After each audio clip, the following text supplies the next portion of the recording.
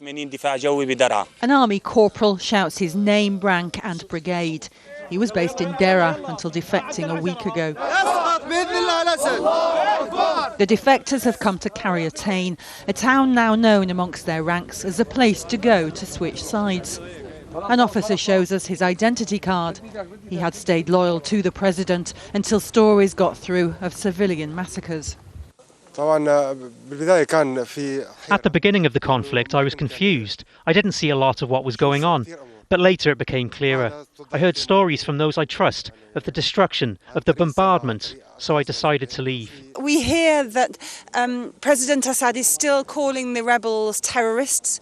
Were you fearful of who you would find when you came, as to who you would find when you defected here? At first I was, but then it became clear. I realised these people are right. They're just defending themselves and their homes. I ask if he had seen new deliveries of ammunition or any sign of chemical weapons being used. He says no. The rebels chastise him. Tell her you did, they say. They describe morale in the Assad army as being very low. They're exhausted, they're hungry and they're dying. They're suffering too. The defection of 100 soldiers and officers is not just a morale boost for the rebels fighting in Quaryatayn, it's also a great source of current intelligence because these soldiers come from Damascus, from Homs and from bases all around this town.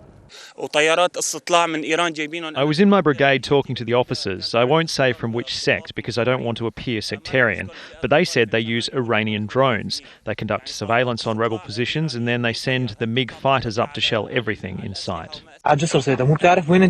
Just south of here, in the Damascus countryside, another group of government soldiers contact the rebels and arrange to defect. The rebels flash their lights to show the defectors where to head. It's a risk for the rebels. It could be an ambush. In Quaryatayn, they prepare to head north under the cover of darkness. It's a long way and the trucks could be spotted from the air. The rebels are keen to show that they're treating these defectors with respect. The more government soldiers decide to switch sides, the weaker the regime and the sooner this conflict might come to an end. Turton, Al Jazeera, Quaryatayn, north of Damascus.